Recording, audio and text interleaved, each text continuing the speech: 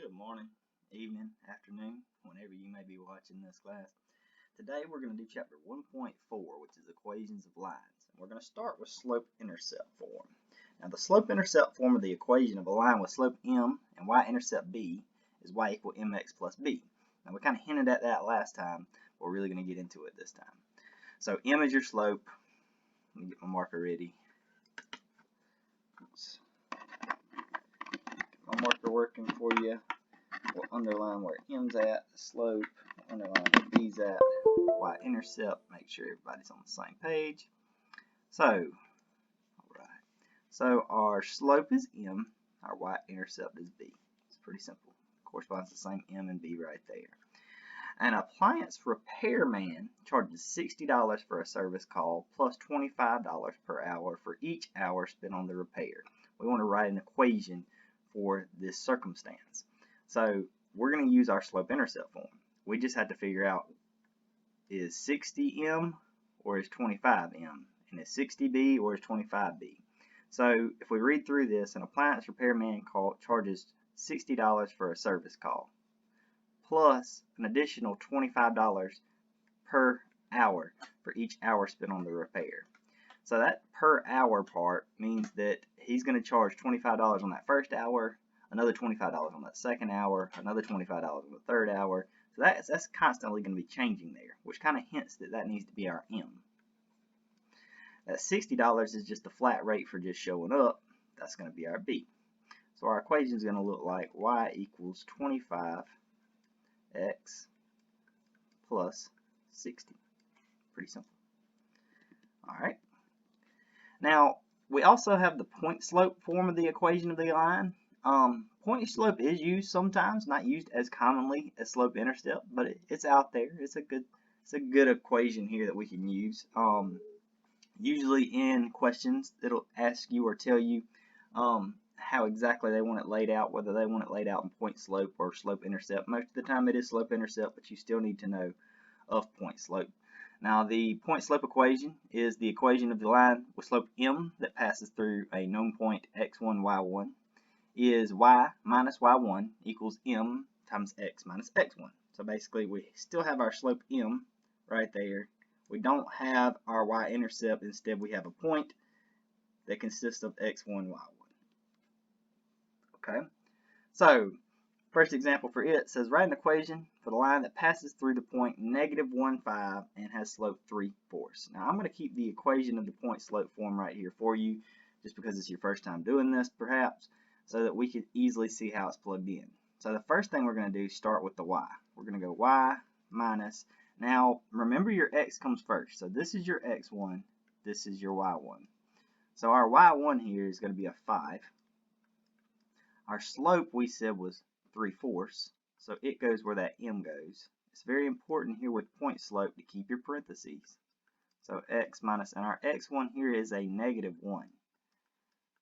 So we get an equation that looks like y minus 5 equals 3/4 x minus a negative x1. And of course, it would be nice to simplify this, which is what we will do. We will say y minus 5 equals 3/4 x minus, minus a negative is a plus, so we get x plus 1.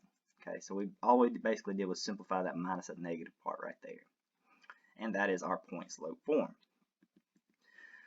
Number 2 says the table below gives the number of drinks and the resulting blood alcohol percent for a 180-pound man. A asks, is the rate of change of the blood alcohol percent for a 180-pound man a constant? Okay, so if we notice, and we want to see if this is constant, what we want to look at here is, do we have a constant increase on the number of drinks? We do. It goes from 3 to 4, 4 to 5, 5 to 6, 6 to 7, 7 to 8, 8 to 9, 9 to 10. So the number of drinks is consistently increasing by 1, right? Now, if we look at the difference in the blood alcohol percent, it goes from 0.07 to 0.09. That's an increase of 0.02. And it goes from 0.09 to 0.11. That's also an increase of 0.02. From 0.11 to 0.13, that's also an increase of 0.02. From 0.13 to 0.15, also an increase of 0.02. from 0.15 to 0.17, also an increase of 0.02. You kind of get the trend here. We want to check them all because usually it follows, but sometimes you may have just one that's messed up, and if just one is messed up, we can't say it's constant. But all these are constant. We have a constant increase here of 1. We've got a constant increase here of 0.02. So is it constant? Yes. So is the rate of change of the blood alcohol percent for a 180-pound man constant? We're going to say yes. B asks us to write the equation of the function that models the blood alcohol percent as a function of the number of drinks. Okay, so y is a function of x. Okay, y is our blood alcohol percent, x is our number of drinks. Right? So what we'll do, or what we need to know here, we need to know our slope and our y-intercept. Okay, so if I wanted to find the slope here, some of you could probably already see it. Our slope is rise over run, okay? Or we could do x1, y1, and x2, y2, and then we could do the slope formula, which is y2 minus y1 over x2 minus x1. And you could choose any of those points to be y2 and y1 and x2 and x1. So if I did that, I would probably let this one be x1, this one would probably be x2, this one would be y1, this one would be y2. If we did that, we'd go 0.09 minus 0.07 all over 4 minus 3, which would give you 0.02 over 1, which is 0.02. Hey, I've got the slope of my line here. Okay.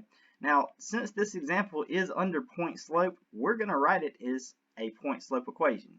So I'm going to stick with the y1 and the x1 that I chose initially. And I'm going to say y minus y1, 0.07, equals slope, 0.02, times x minus x1, which was 3. And I'm done. So that's it. That's your point slope form of the equation. All we had to do is work a little hard here to get the slope, which really wasn't that hard. We had kind of already found it because our change in y here we found as 0.02, our change of x we found as 1. We could have really just said 0.02 over 1, and we would have had our slope really easy, but I decided to let you do the extra work and find it with the 2 points just as a refresher. Now number 3 says write the equation of the line that passes through the points -1, 5 and 2, 4. Okay, so we got to find the equation of the line here. So the first thing we got to find is the slope. We've got x1, y1. We've got x2, y2. Okay, so I'm going to find the slope. I'm going to go 4 minus 5 over 2 minus -1. 4 minus 5 is -1. 2 minus -1 is actually a +3. I've got a slope of -1/3.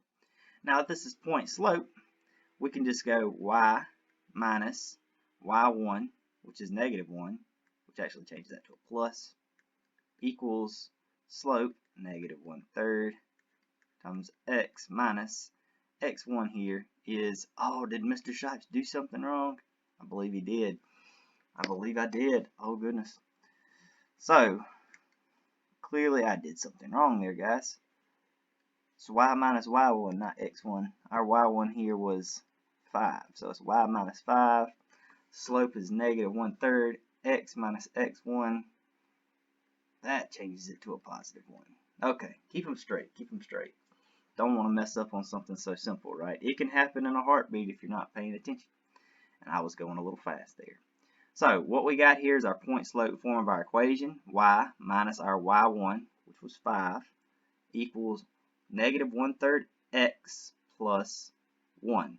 And that plus 1 we got because it was minus -1 in our equation. I went ahead and changed it to plus instead of writing it twice. Okay. Alright, now number 4 says the number of people in millions in U.S. prisons or jails grew at a constant rate from 2001 to 2013, with 1.345 million people incarcerated in 2001 and 1.570 million incarcerated in 2013. What is the rate of growth of people incarcerated from 2001 to 2013? Now that rate of growth that it's asking for is simply your slope, okay? And if we want to find our slope, we need to know which one's x1, which one's y1, which one's x2, which one's y2. Now, our x here is our years, our y is our millions of people, so this will be our y1, this will be our x1, this will be our y2, this will be our x2. So if we go to find the slope, what we will do is 1.570 minus 1.345 divided by 2013 minus 2001. And then all we have to do is use our calculator to simplify that. So if you take your calculator and do 1.570 minus 1.345, you'll get something like 0.225. And if you subtract 2013 from 2001, I hope you get 12. And of course, we'll try to simplify this further, probably round it to a few decimal places. And if I do that, I get 0.01875 on my calculator. We're going to leave it like that, unless told to round otherwise at this point. A lot of times in your questions, they will tell you exactly how they want you to round. Now, B says, write a linear equation that models the number n of prisoners as a function of x, or of the year x. So, we need to write an equation that models the number n of prisoners as a function of the year x. So, well, what that means is we're essentially letting our n be our y's that we come up with up here in this first part of the equation. I'm going to write it in point slope real quick. I'm going to say, okay, that's n minus, I'm going to stick with the y1 here, 1.345 equals my slope, which is 0.01875 times x minus x1 was 2001.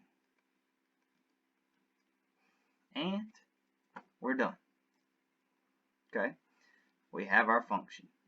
Pretty easy. C says use the function to predict the inmate population in 2017. Now, if we want to predict the inmate population in 2017, all we have to do is plug 2017 in for our x. So we'll have a function that looks like n minus 1.345 equals 0.01875 times, and this is where we plug in that new number here. We plug in 2017, go back to green, minus 2001. And all we have to do now is take our calculator and simplify it. So if we do that, I'm going to do 0.01875 parentheses 2017 minus 2001. Hit enter. And I get a 0.3. So my equation simplifies to something that looks like n minus 1.345 equals 0.3. So that if I add 1.345 to each side, I get an n that equals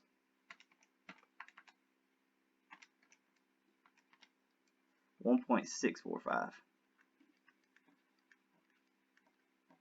And then that's going to be in millions. You need to make sure you write your million here, because our units here are very important. So we put our equation in here in point slope form.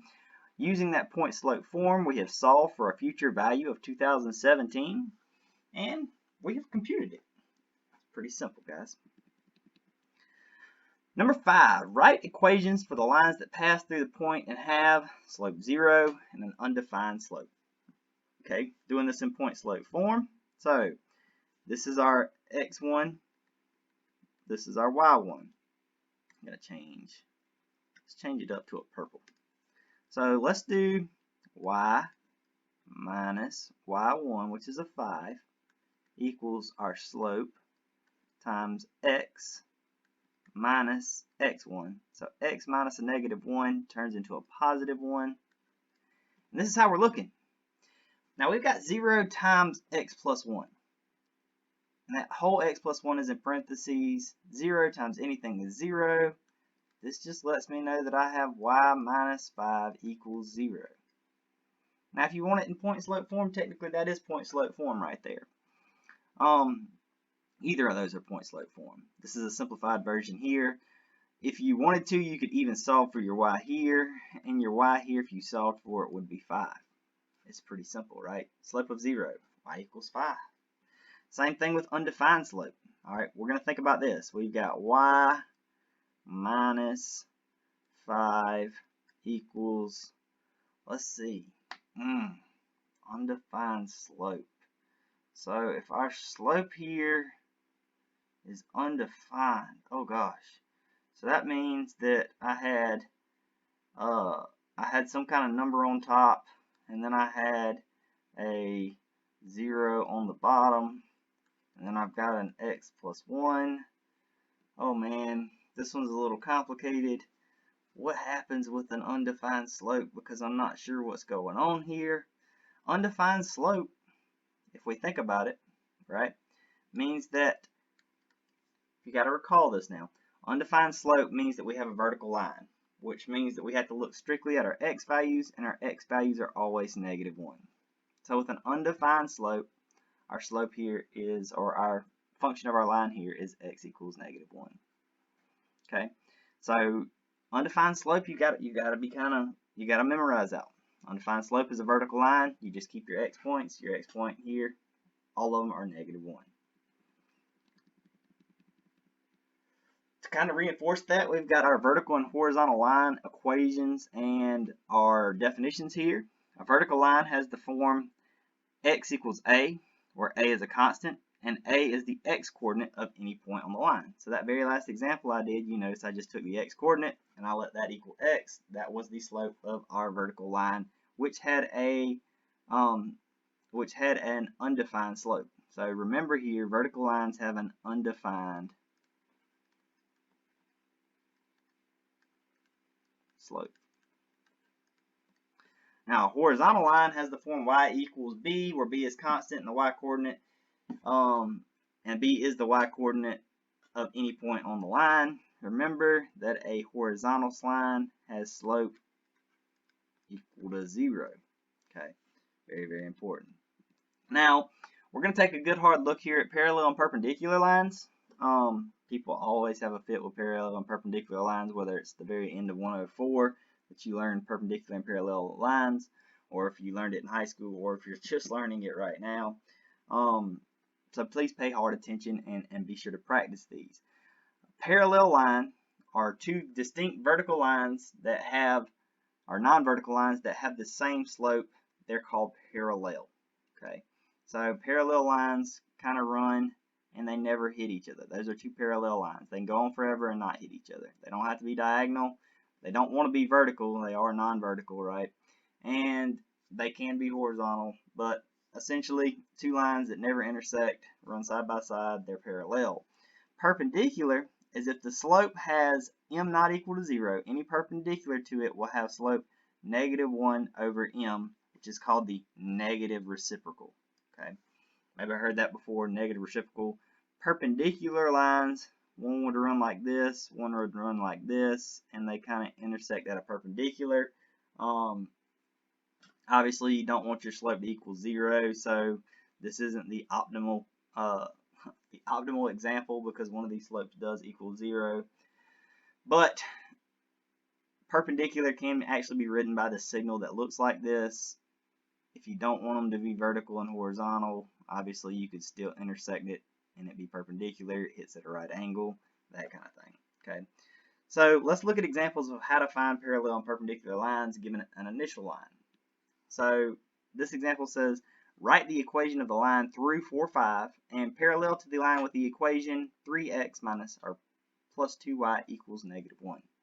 Now the key here is that we have to know the slope of this line before we can write the new line. Okay, whether it's parallel or perpendicular, we still have to know the slope. In order to know the slope, what I need to do here is put it in slope-intercept form. In order to do that, I'm going to bring my 3x to the other side. So I'm going to subtract it over. I get 2y equals negative 3x minus 1. Then I'm going to divide by 2. And I'm going to get something that looks like y equals negative 3x over 2 minus a half. Okay? So this is the equation of this line. This is not the equation of the parallel line. We still have yet to find that. What I'm interested in here in this one is simply the slope. So this negative 3 over 2 is what I'm interested in.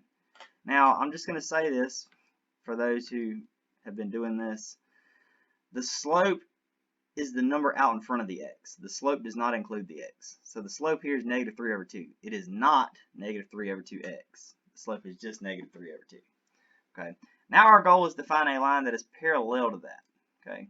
So I'm going to do a little work over here to the edge, and then I'm probably going to have to erase it in order to do the perpendicular line, because I didn't give myself enough space that I probably ought to need it here. So parallel line means it has the same slope. That's pretty easy. I do have a point here, so if I want to, I could make this a little easy. I could say, okay, let's do point slope. Y minus y1, which is our 5, equals the slope, negative 3/2. I'm just keeping the same slope because it's parallel. X minus x1 here is 4. Okay, and I'm done. That's point slope. Point slope form. I'm going to do the perpendicular line in slope intercept because I feel like you need a change. Okay, I feel like you need to know it both ways, so we will do the perpendicular line in slope intercept. You'll see that we are working with the same line here. The equation is 3x plus 2y equals negative 1. So we already have solved for our slope with that. And since we've solved for our slope with that, we can just use the same slope here to kind of work with. Now, for it to be perpendicular, it needs to be the negative reciprocal. What that means is I will put a negative out front. I still keep the same negative it had, but it's the negative reciprocal. I'm going to flip it. That's what that means. So the negative reciprocal of negative 3 over 2 is actually positive 2 over 3, if you simplify this. So the slope of the perpendicular line here is 2/3. Okay, so all we did was take the negative of it, negative and negative cancel out, and flip it. So 3 over 2 becomes 2 over 3, and we have our perpendicular slope here, 2/3. Okay, so we're ready to go on to 2/3. Got our slope of our equation. Now if I want to put this in a slope intercept form, what I'm going to have to do is say y equals negative 2/3, nope, it's positive 2/3, positive 2/3 x plus b. I have this point here, 4, 5. I want to find the slope intercept form. What I'll do is I'll put 5 in for y. I'll put 4 in for x, and I'll solve for b here. Okay, now 2 times 4 is 8, so I'm getting 8/3 right here from simplifying, plus b. I want to get b by itself, so I'm going to subtract 8/3 from both sides. I need to look at what is 5 minus 8/3, because that is equal to my b. I'm going to have to change the denominator here on my 5s so that we have a common denominator of 3. If I do that, 5 times 3 is 15. So I have gotten a common denominator so I could subtract here. 15 minus 8 is 7. So I get 7/3, and that is my b. Which means if I'm writing this equation in slope intercept, it's going to be y equals 2/3 x plus 7/3. And we're done. So you can see sometimes slope intercept takes a little bit more work to get to than point slope, because we straight wrote the point slope for the parallel line, whereas we had to do a little bit of solving here for our slope intercept form for our perpendicular line. Okay, perpendicular, remember, is negative reciprocal slope. Parallel is same slope. That is of the utmost importance. Now, we've gone over slope intercept form. We've gone over point slope form. It's also important to know the general form of the equation of a line, which is ax plus by equals c. And if you'll notice up here that 3x minus 2y minus 1, that is an example of an equation being in the general form. Okay. Now, your a, b, and c here are real numbers. with A and B not both equal to 0, because that wouldn't be very interesting, just a constant equal to 0, which means 0 is equal to 0, and you're pretty much done. Now, if we review all of our equations that we have here, we've got the general form of the equation that we just went over, which is ax plus by equals c. We have gone over the point slope form, which is y minus y1 equals m times x minus x1. We've gone over the slope intercept form, which is y equals mx plus b. The vertical line, which is x equals a, any x point on the line. And the horizontal equation, which is y equals b, which is any y point on the line. Let's look at the average rate of change, which we have also gone over before, but we will go over again. The average rate of change of f of x with respect to x over the interval from x equals a to x equals b, where a is less than b is calculated as the average rate of change equals the change in f of x values over the corresponding change in x values, which is f of b minus f of a over b minus a. This should look really familiar because honestly, this is just like your slope formula. y2 minus y1 over x2 minus x1, right? That's essentially what it is. The only difference here is the average rate of change when put in this formula can be used on a nonlinear curve, okay? So what happens when we use it on a nonlinear curve is we essentially find the secant line, and this formula here is basically the slope of the secant line. So if you see the definition for secant line here, it says the average rate of change between 2 points on this graph is the slope of the line joining the 2 points. So the line that joins those 2 points is the secant line.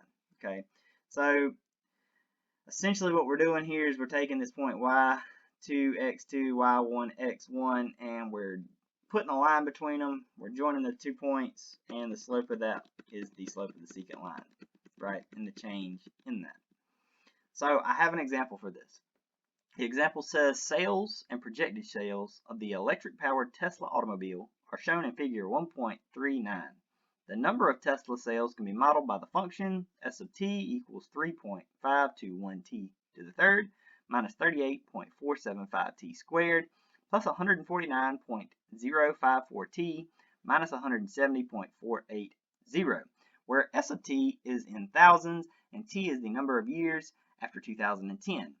A graph of s of t is shown in figure 1.39b. Okay, so we have a graph of this function here, and we have the equation of this function. A asks us to find the average rate of change between 2 s of 2 and 6 s of 6. Okay, I am going to use the graph here to illustrate what the secant line is and why we want to find it. Okay, so let me grab a good color here. I'm going to grab red. Okay, so if I go to 2s of 2, 2s of 2 is right there.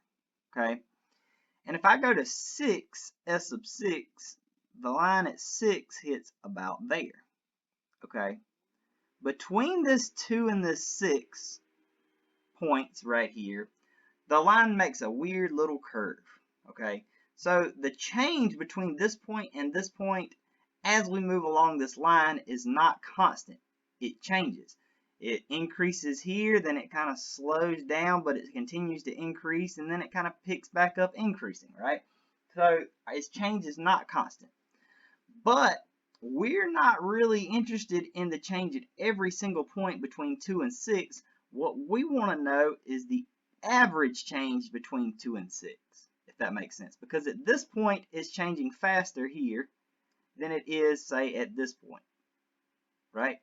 So our thing is okay, yeah, it may change faster here, it may change slower here, but between here and here, if I average all those changes together, what was that average change? Okay, that's essentially what we're looking for. Okay, and that average change is the slope of your secant line, and we're about to find it. Okay, so what I'm going to want to do here is I'm going to want to find 2s of 2 and 6s of 6, and you can use your formula up here to do this.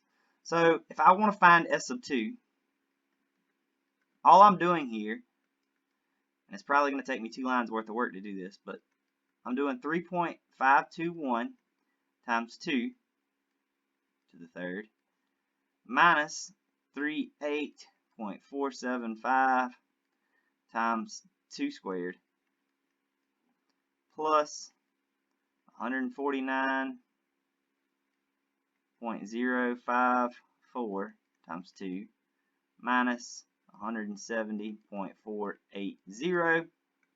I can use my calculator real quick, so use your calculator real quick with me, type it in, and make sure you get the same answer that I get. I'm not going to pull the calculator up specifically for this problem to type it in. I believe you should be able to type it on your calculator by yourself.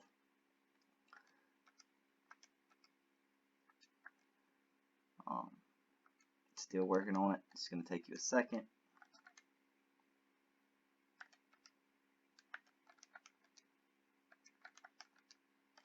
Alright, when I typed in on my calculator, what I got was 1.896. Check that with me. Hopefully you get the same thing. If you don't get the same thing, try it again. If you try it a whole bunch of times and can't get the same thing, reach out to me, let me know.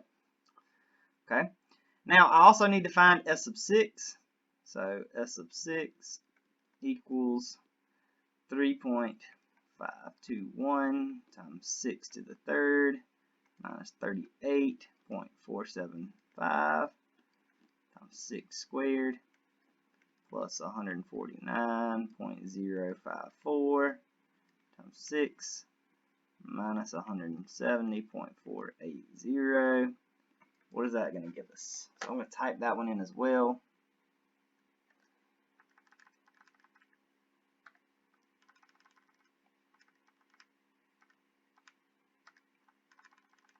Now you could graph this function here and then just look at your x's when they equal those particular numbers.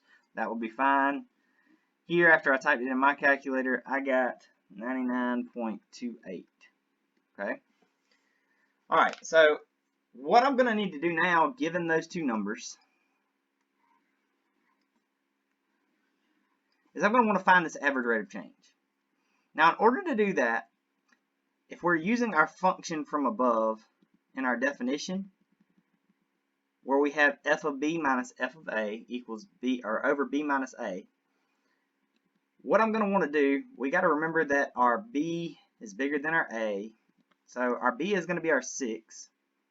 So we're going to go 6 minus 2, and then we need to do the number that corresponds with 6, which is 99.28.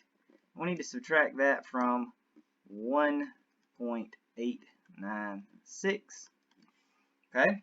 If we do that, 99.28 minus 1.896, I get 97.384 on top. 6 minus 2 is 4. I'm going to reduce this to a decimal, which should give me 24.346. So the slope here, which is essentially what we found, or the average rate of change between S sub 2 and S sub 6, is 24.346. Okay. So that is our average rate of change that we just found between those 2 points. That means that if I were to draw a line, a straight line, a linear line, and of course Mr. Shipe shakes a little bit, so that's not perfect. I'll try it one more time to make it a little bit better. I don't know if that was any better, but if we drew a line between these points here, the slope of that line would be 24.346. So the average rate of change, considering all these little increase changes here and decrease changes here, is 24.346. Now, B follows up. It says, what is the relationship between the slope of the secant line joining the points 2, 1.896 and 6, 99.28, and the answer to part A? So, it's essentially the same thing, right? So if you notice the points here, they line directly up with the points that we found in part A, and then we use those points to find the slope. That slope was the slope of the secant line. Okay, so what is the relationship between the slope of the secant line joining the points? And the answer to part A is the same thing.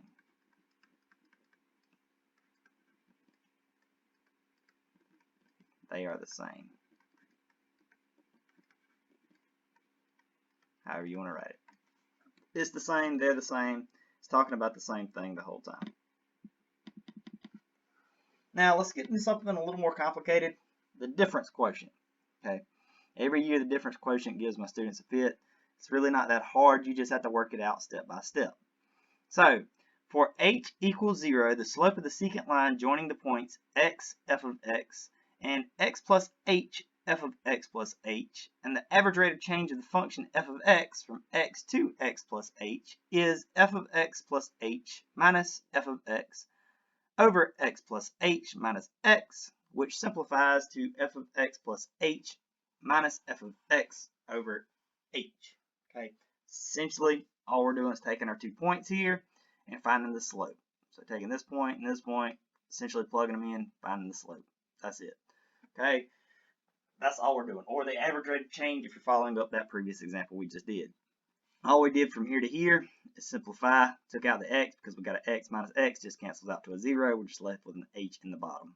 Okay, so the good thing with this is the difference quotient, we can work with lines that are not linear. So what it asks for in example 1, it says for the function f of x equals x squared plus 1, whose graph is shown in figure 1.41, find f of x plus h and f of x plus h minus f of x. Now, we do have that figure right here in number 2. So what we will do is we will solve for it. That's what we're going to do. We're going to do it step by step. So essentially we're going to solve for these pieces of the equation. If you look at it, we're going to solve for these pieces of the equation here one at a time. We're going to solve for f of x plus h first. Okay, so to find f of x plus h, all we're going to do, I feel like this part confuses people sometimes, so I'm going to try to go slow with it. All we're going to do is take x plus h, and we're going to plug it in for x in this formula here. Okay, so I'm going to start with that formula above. I'm going to say, okay, I've got an x initially right out. So where that x is at, I'm going to do parentheses x plus h. And then I'm going to go right back to just writing the equation. Squared plus 1. Okay, now I'm going to come through here and simplify. And that's going to be the fun part. Sometimes simplification takes a little while. Now, x plus h squared. I cannot, I repeat, I cannot just distribute that squared to the x and the h. I have to FOIL this out. So I've got to do x plus h times x plus h plus 1. Now, x times x is x squared. So I distributed this. I'm going to distribute it to the h here. So I get xh. I'm going to distribute here the h to the x. I get another xh. I'm going to distribute the h to the h. I get h squared plus 1. So all I did was tagged on that plus 1 on the end right there that was hanging around. Now I'm going to simplify this by combining this term and this term. X plus h and x plus h is 2x plus h. Sorry, 2xh plus 1. So I wind up with a function that looks like x squared plus 2xh plus h squared plus 1. I have simplified that as far as it will go. Now I can take this that I just found right here, because that is my f of x plus h, and I can plug it in here for f of x plus h. And then I'm going to subtract it from f of x, which is honestly just our original function here. Okay, so I'll change color so it don't mesh too bad. So I'm going to take this f of x plus h function, which is x squared plus 2xh plus h squared plus 1. I'm going to subtract. So I'm going to take this equation and put it in parentheses because I'm subtracting the whole thing. X squared plus 1, which is my f of x. Now, when I do that, that negative has to go to both of these terms. It has to go to this x squared. Also has to go to that 1. So what it looks like in my next step is x squared plus 2xh plus h squared plus 1 minus x squared minus 1. Now the key here, that I see people mess up on all the time is they forget to put the negative with the 1. They put it with the x squared, but they forget to put it with the 1, and that's where I see a lot of mistakes. Now I can simplify this. So if I'm looking, I've got an x squared here. Cool. I've got an x squared here. It's going to cancel out with this negative x squared. I've got a 1 here. It's going to cancel out with this negative 1. So all I'm really left with here in my simplification is 2xh plus h squared. That's where I'm at, guys. That's simplified. Now I have almost the whole thing. And part C is going to say the average rate of change with the difference quotient, or f of x plus h minus f of x over h for h not equal to 0. And that's what we want to find. So we have found that top part, that f of x plus h minus f of x. We found it. It was 2xh plus h squared. Now all we got to do is put that over h right there. Okay. Now we're going to simplify it. So each of these terms can have an h on the bottom. If you want to simplify it that way, if you can already see how it simplifies without having to split it up, hey, that's fine as well. Essentially all you're doing is canceling an h out of that first part, and you're canceling an h out of that second part as well. You're left with 2x plus h. So essentially this and this canceled, this cancels one of those. So you're still left with the h there. A lot of times people can work with it already here. They say, okay, cancel this, and that knocks that down to a 1. That's fine. I just don't want you to get confused here. Some people only cancel it out on one term. You got to cancel it out on both terms. And at least, like I said, that one there would just whittle down to a 1, wouldn't cancel out completely. So my answer here is 2x plus h. Okay. All right, so if we scroll down here and we look at our graph here of this function y equals x squared plus 1, we keep in mind that our difference quotient here was 2x plus h. Then what this 2x plus h kind of represents is the slope of that secant line. So that change from this point to this point, that slope right there, that connecting slope here, is what is represented here by this 2x plus h. Okay, so what I want to show you here is that if I use this equation here, y equals x squared plus 1, and I'm just going to give you 2 points on it. Okay, if my x is 0 in this,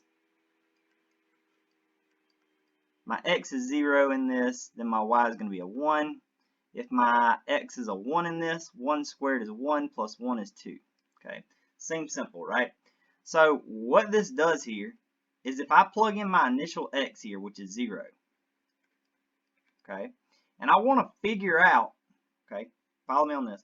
If I want to figure out what my slope, or my average rate of change, the slope of my secant line is from this point 0, 1 to 1, 2, and I already have it laid out as 2x plus h, all I got to do is plug in that initial x point, 0, and then I add my h. Now, here's what you got to kind of gather in your head here. Your h here is your change in your x's. So I go from 0 to 1. So my change in my x is just a plus 1. So my h here is a 1. So if I simplify this, I get 1, which means the slope of my secant line here is 1, which makes sense. Because if I came over here and I just found the slope between those 2 points, I would be looking at y2 minus y1 over x2 minus x1. 2 minus 1 is 1 over 1 minus 0 is 1, which just gives me that 1 that I'm talking about.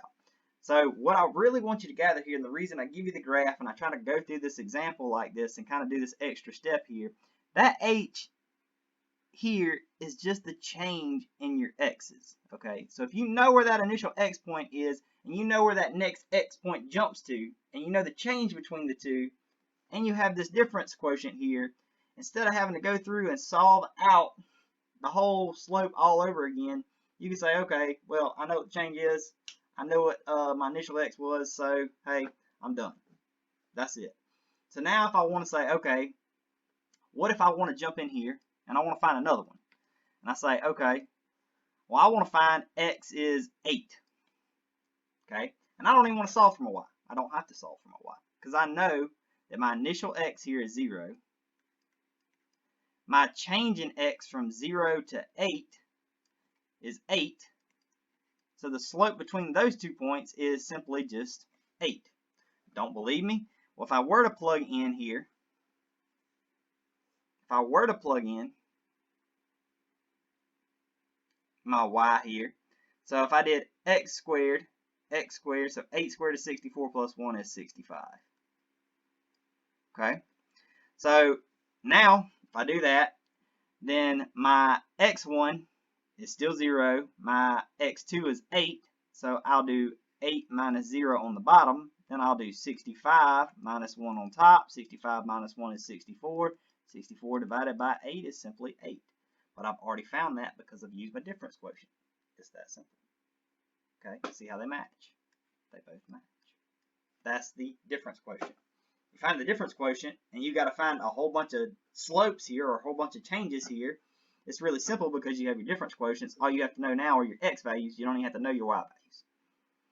It jumps through really, really quick because you know the slope of the secant line with the difference quotient. All right, let's look at number 2. Suppose a ball is shot straight upward at 64 feet per second. The equation that gives the height of the ball t seconds after it is shot is f of t equals 64 minus 16t squared.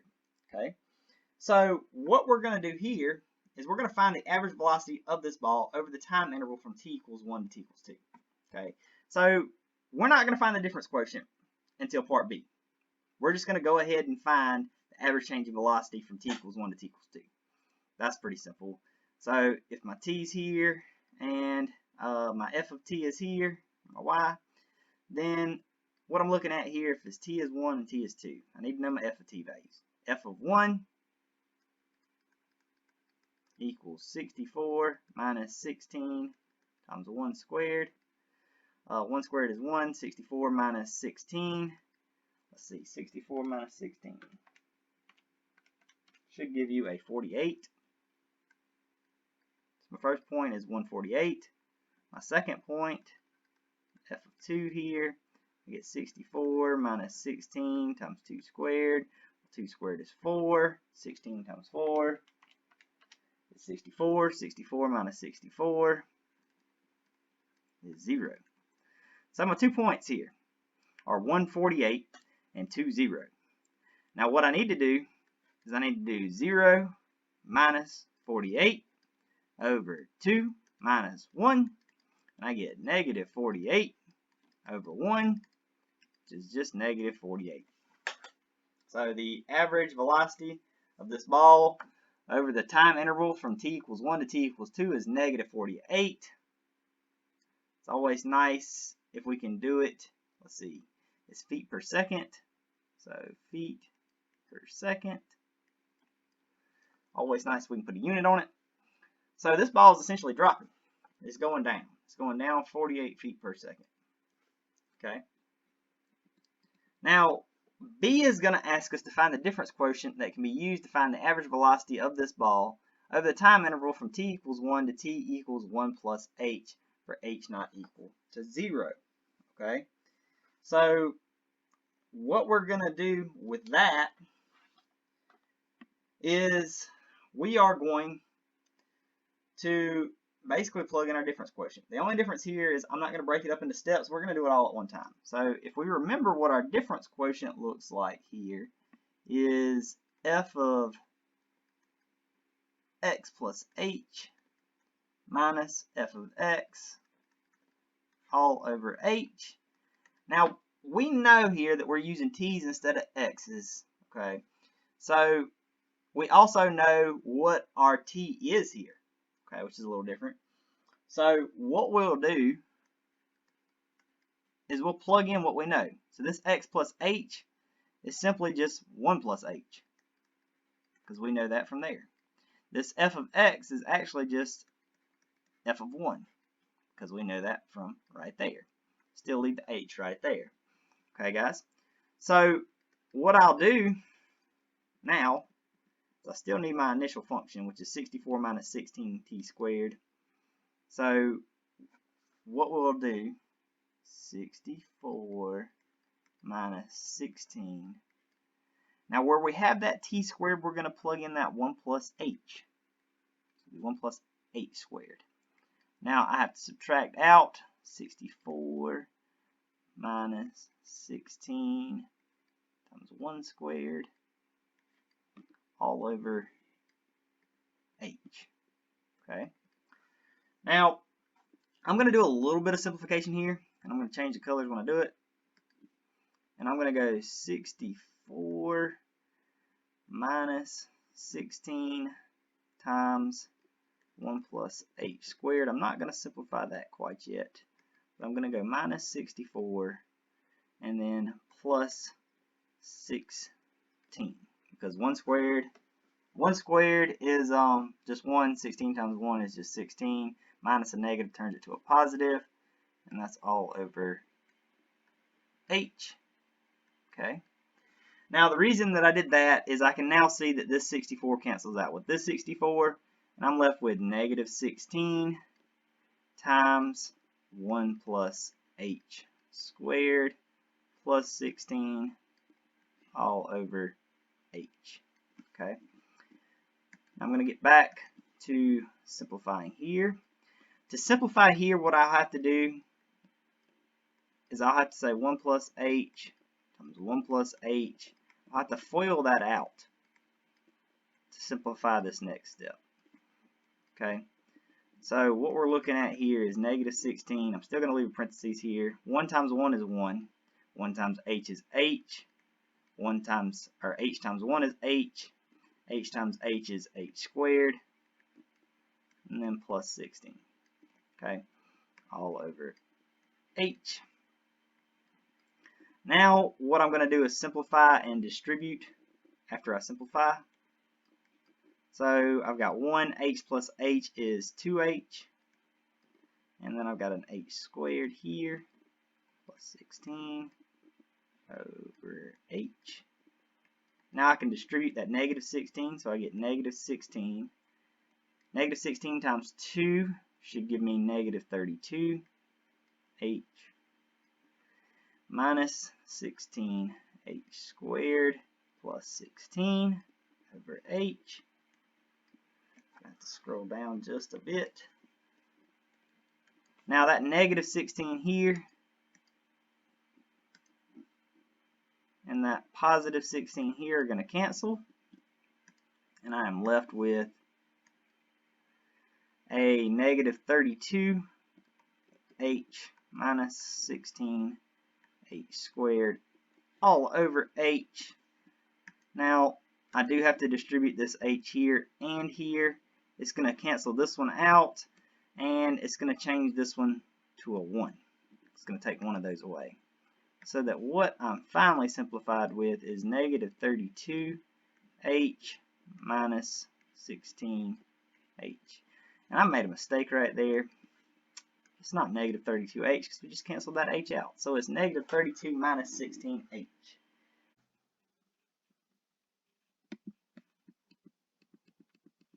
Alright, so let's go on to number 3. Number 3 says, Table 1.16 shows the real and projected enrollment in thousands at U.S. public schools for selected years from 1980 through 2024. So you have your year, which is your X, your enrollment, which is your Y in thousands, and A wants you to find the average rate of change of the high school enrollment between 1980 and 2024. So between this year and this year.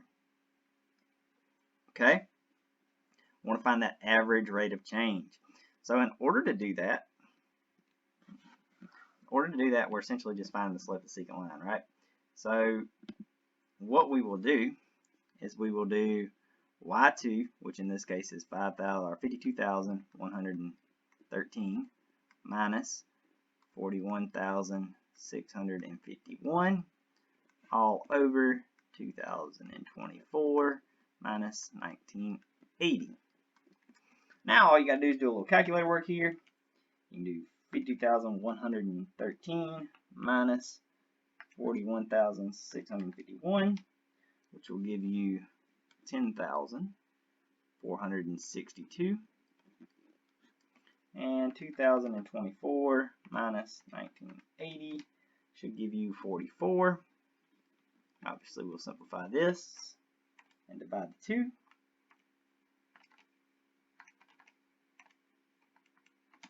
And we get 237.77 approximately. Simple enough there. All right.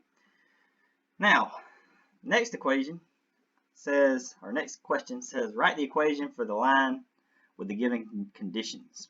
We've got a slope and a y-intercept. So slope is 1/3, y-intercept is 3. Easiest way to write this one, slope-intercept form. Y equals 1/3 x, 1/3 x plus 3.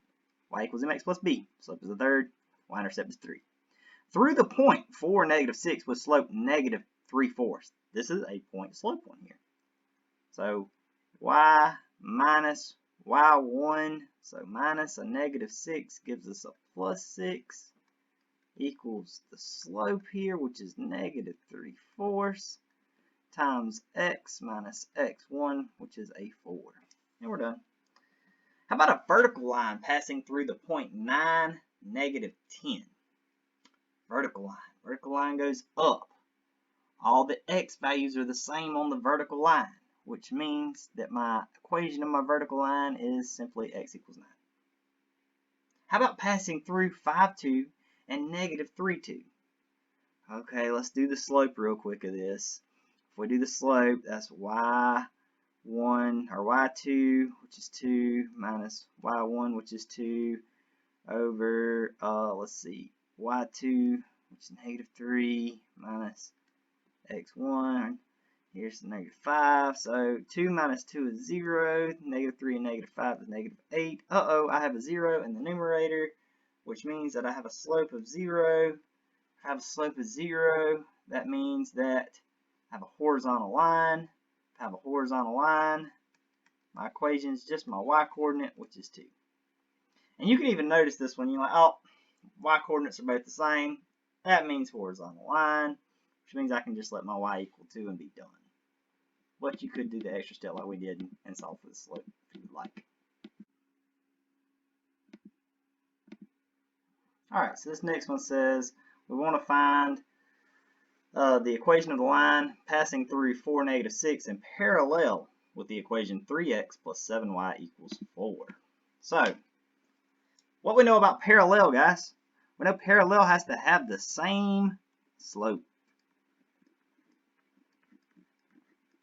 Okay? So I need to figure out what the slope of this line is. It means I need to put in slope-intercept form. So I'm going to bring my 3x over. So I get 7y minus 3x plus 4.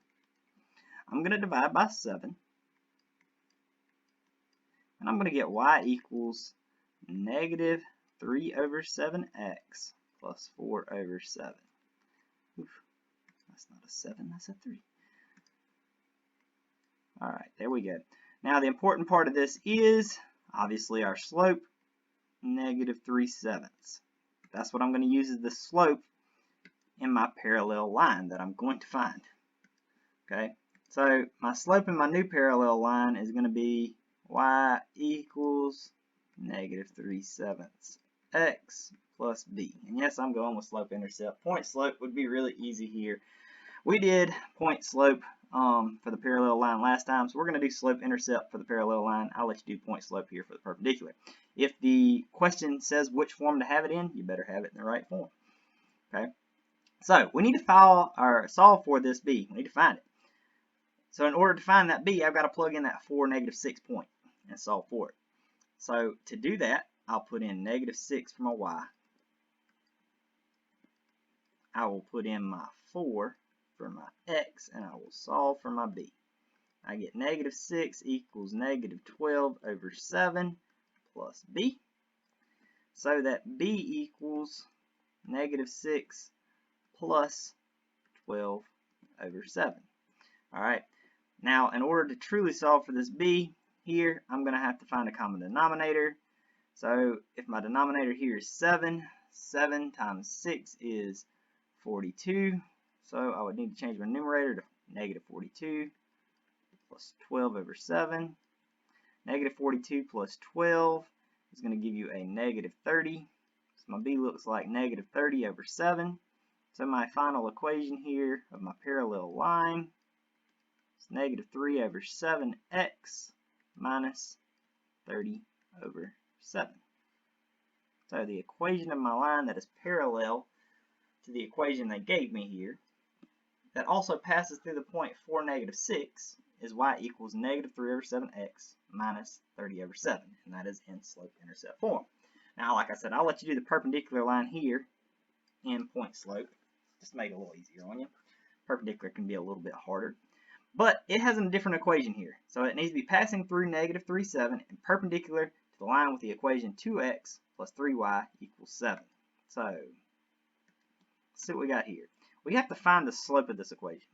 So we're going to solve for y. So I've got 3y equals negative 2x, because I'm going to bring the negative 2 over, plus 7. I'm going to divide by 3. And I see that the equation of this line that I want to be perpendicular to is negative 2/3.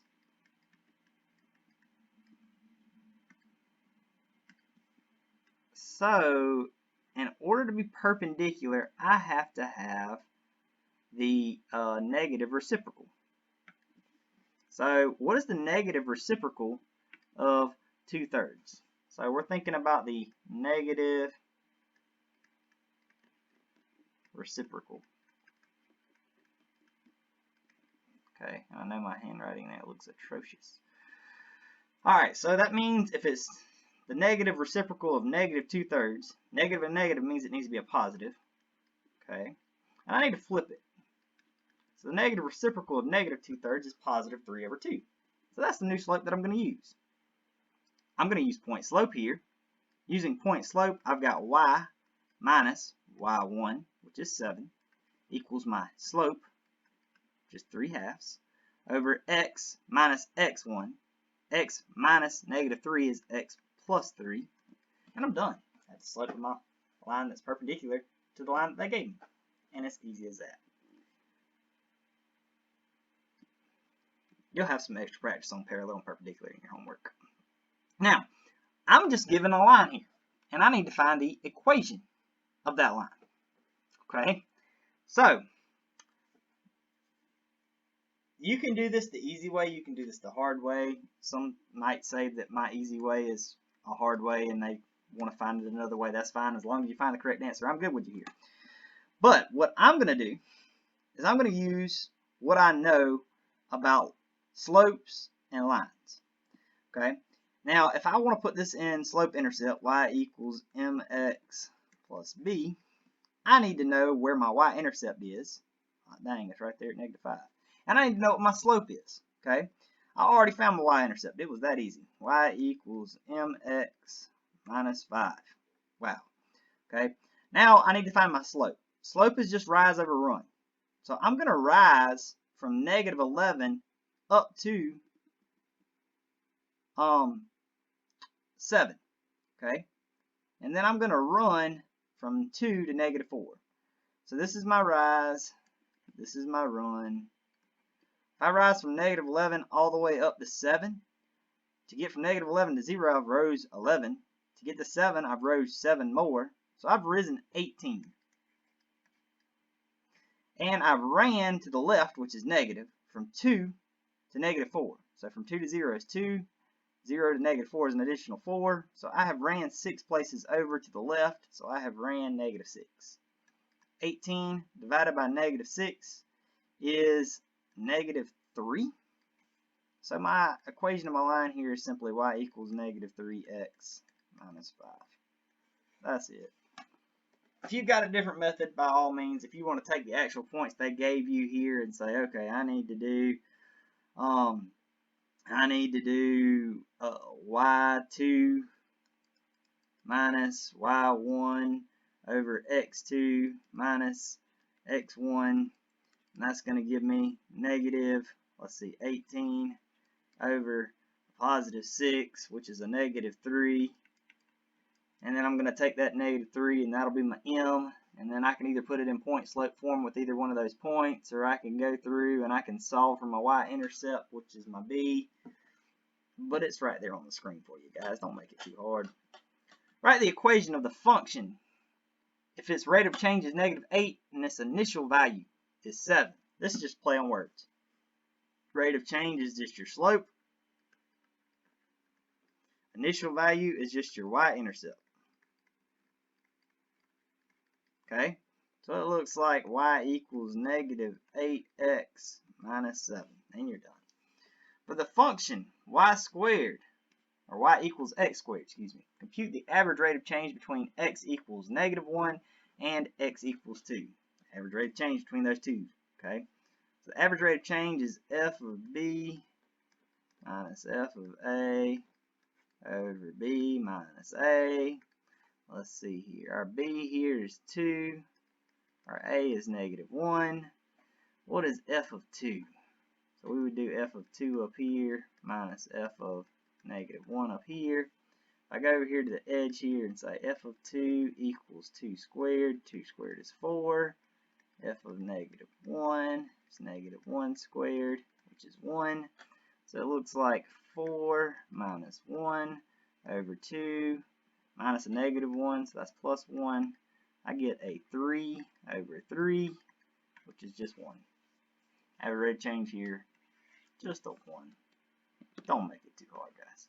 For the function y equals x to the third, compute the average rate of change between x equals -1 and x equals 2. Same thing here, really. So still going to wind up with a 2 minus a -1 on the bottom. Here, I'm going to find your f of 2 minus your f of -1. F of 2, if we find it over here on the side, 2 to the third. 2 times 2 is 4, times 2 is 8. And f of -1 equals, oops, got that writing a little too fast, didn't I? Equals -1 to the third. -1 times -1 is +1. Times another -1 is -1. So I get 8 minus a -1 over 2 plus 1. Winds up giving me a 9 over 3, which is simply a 3. And we're done with that one. Easy enough. For the function shown in the figure, find the average rate of change from -1, 2 to 2, -4. Oh, Lord. So, you're given the 2 points here in the figure. That's nice. One's there, obviously, and one's there. All you're doing is finding the average rate of change, which is the slope of the secant line between those 2 points. Just find the slope, guys. That's it.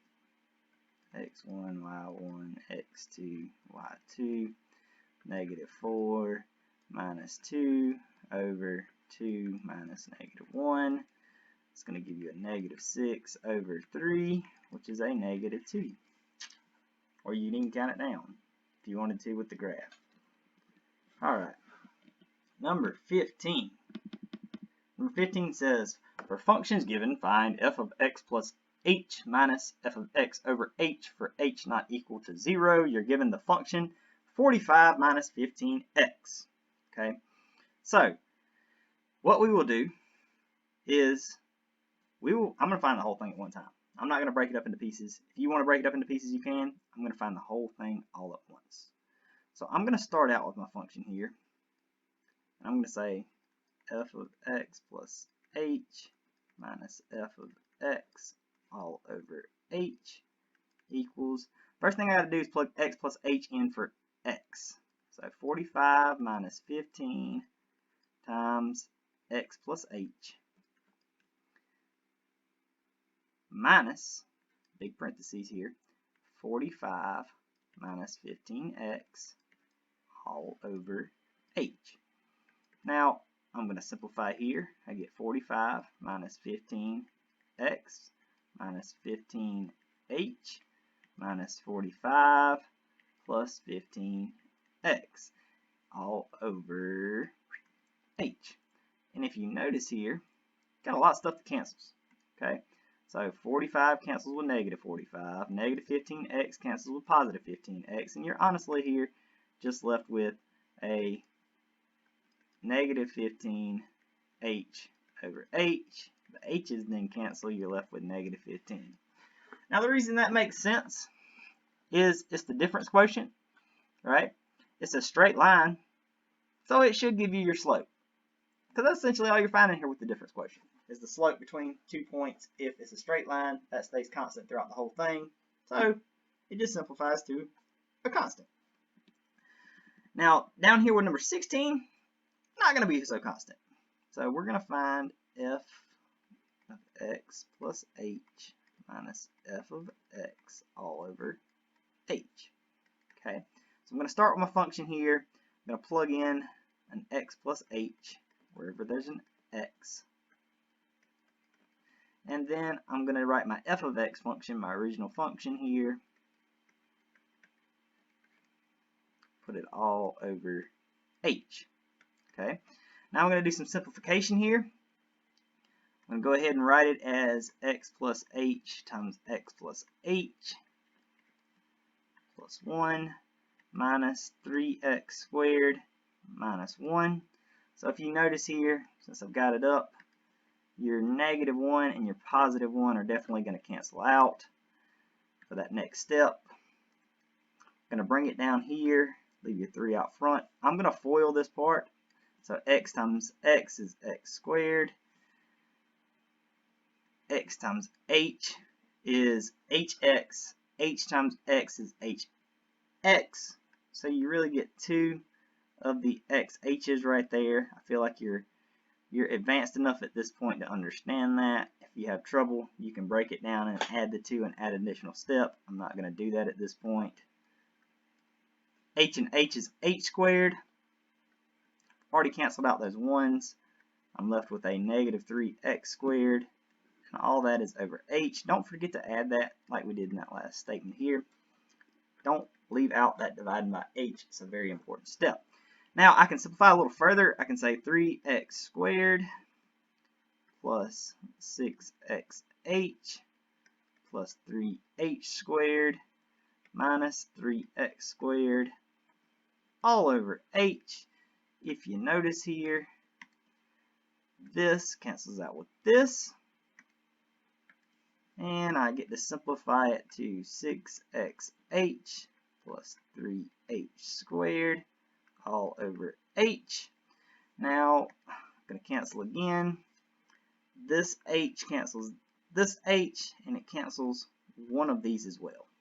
So that when I simplify here, what I'm truly left with is 6x plus 3h. And I'm done. Simple as that. That's your answer. Alright, that completes number 16. Number 17, verify that the values satisfy a linear function and write the equation of the linear function if one fits the data. Now, what I want to do here is see that everything's constant. So the change from 1 to 7 is 6, the change from 7 to 13 is 6, and the change from 13 to 19 is 6. So that's constant. Now the change from negative 0.5 to 8.5 is 9. The change from 8.5 to 17.5 is 9. And the change from 17.5 to 26.5 is 9. So everything's constant, so it's definitely linear. Okay. Now what I want to do is I want to write the equation of the linear function that fits this data. Okay. Now, if we know anything about slope, slope is the change in y over the change in x. And the reason I take the time to write that is we found the change in y. The change in y is 9. The change in x is 6. So the slope, if we simplify it, is 3 over 2. Okay?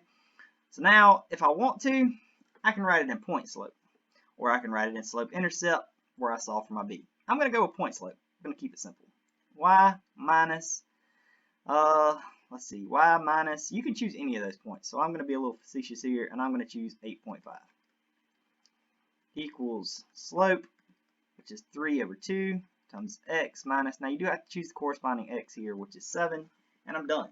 I've done the point slope form of the equation here. You can also find slope intercept if you'd like, or if it asks for it, You can either simplify the point slope to get the slope intercept, or you can just solve the slope intercept straight out using the slope and plugging in a point and solving for your b. Now, number 18 says a company charting its profits notices that the relationship between the number of units sold, X, and the profit, P, is linear. If 300 units sold results in $4,650 profit, and 375 units sold results in $9,000 profit, write the equation that models this cost function. Whew.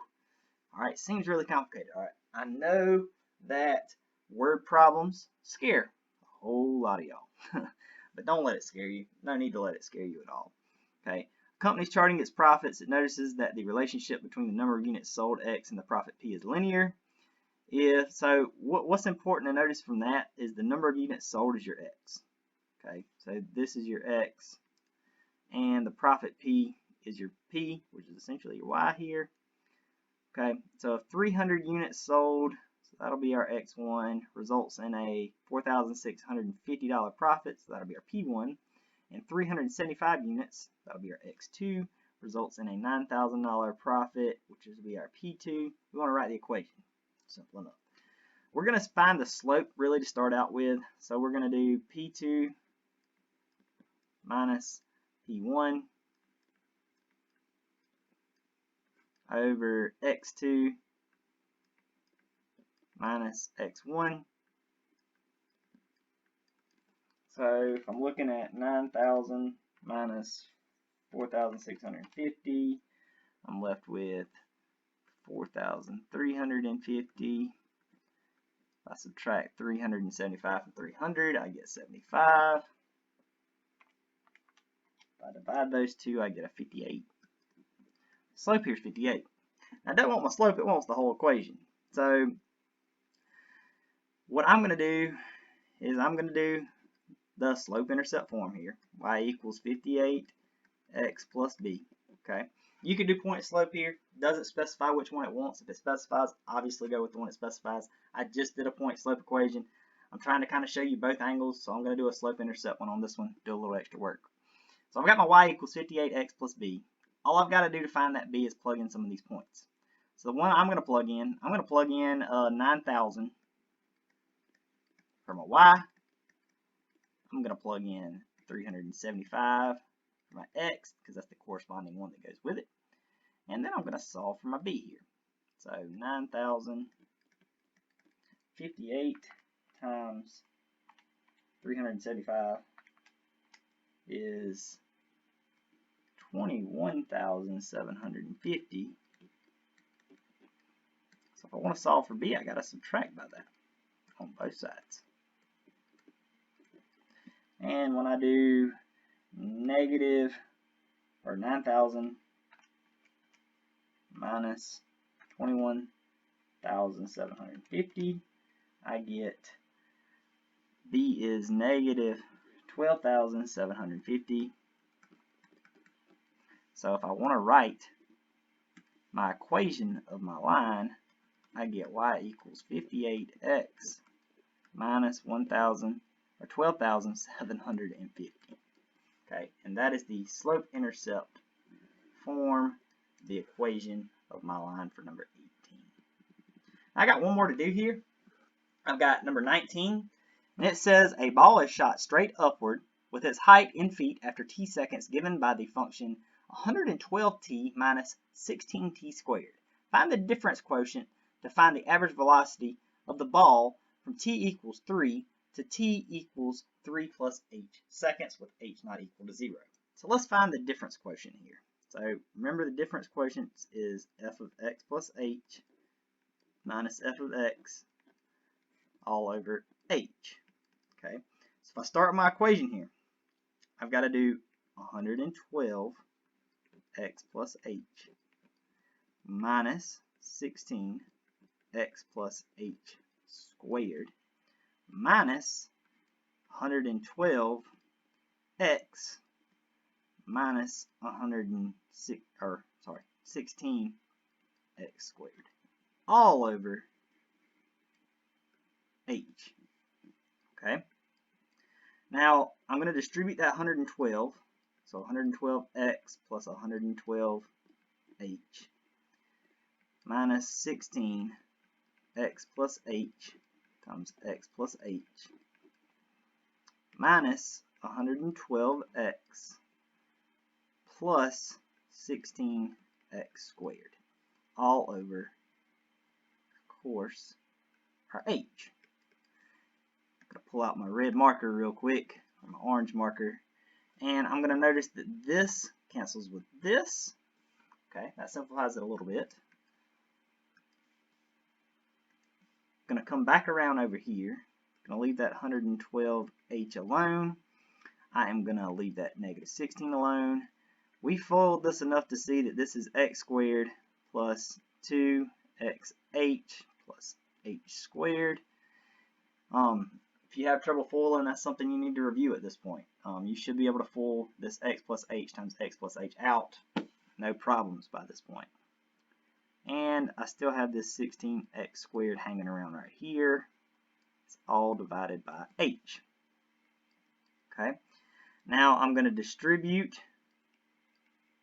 here this negative 16. So I get negative 16x squared minus 32xh minus 16h squared and plus 16x squared all over an h here. And back to my red marker, or my orange marker, you'll notice here that the 16x squared and the negative 16x squared cancel. And we can simplify it here to 112h minus 32xh minus 16h squared all over h. Okay, so what we have here now is, or what we need to remember here truly, is that this h needs to go to all three terms so that this h cancels, and one of these h's cancel, and it's brought down to a 1. So that I'm left with 112 minus 32x minus 16h.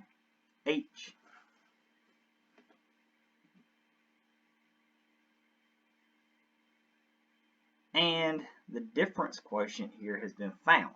Okay, so we found the difference quotient.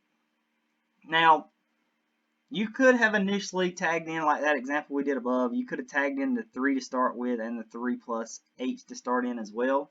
But if you did like we did and you just went ahead and found the difference quotient, and then you realized that, hey, it's a little more specific here than just your x plus h. You actually know what your t is in this situation. Your t is 3. So what you'll have to do in that, okay, is you'll have to plug in that 3 for your t, because that's your initial x. And then your h here is actually 3 plus h. So you'll plug in the 3 plus h for that. Okay. You'll simplify it, so 112 minus 32 times 3 should give you a 16 minus, so I simplified this part to give me the 16, minus 16 times 3 plus h. Well, 16 times 3 is 48, so you wind up getting 16 minus 48 minus 16h. So 16 minus 48 gives you negative 32 minus 16h. That would be your final answer in this case for that very specific instance when t is 3, and it goes to your new t, which is 3 plus h. Now, like I said, you could have started at the very beginning. So if you had wanted to do that at the very beginning with your t equals 3 and your t equals 3 plus h, what it would have looked like instead of your f of x plus h minus f of x all over h, it would have looked like f of t plus 3 minus f of 3 all over h. And you could have solved it out that way initially. Might would have saved you a little bit of work. But what I wanted to show you in this instance was that you could really get to the end and you could plug these values in and you get the exact same thing. So I promise you, if you take the time and you solve this, you're going to wind up with that and you're going to be perfectly fine. Okay, so either way works. You can solve a lot of stuff we do in this class several different ways. Alright, that completes chapter 1.4. Please log on to your My Math Lab and begin completing the homework for chapter 1.4. At this point, we have completed the entire chapter 1, and you will also need to look into completing your chapter 1 quiz after you complete your 1.4 homework and have a complete understanding of chapter 1. Be sure to review all chapter 1 material before starting your quiz. And if you have any questions, don't hesitate to reach out to me via email, and I will help you or try to help you with anything that you have any trouble with. Y'all have a great day, and I will see y'all in the next lecture.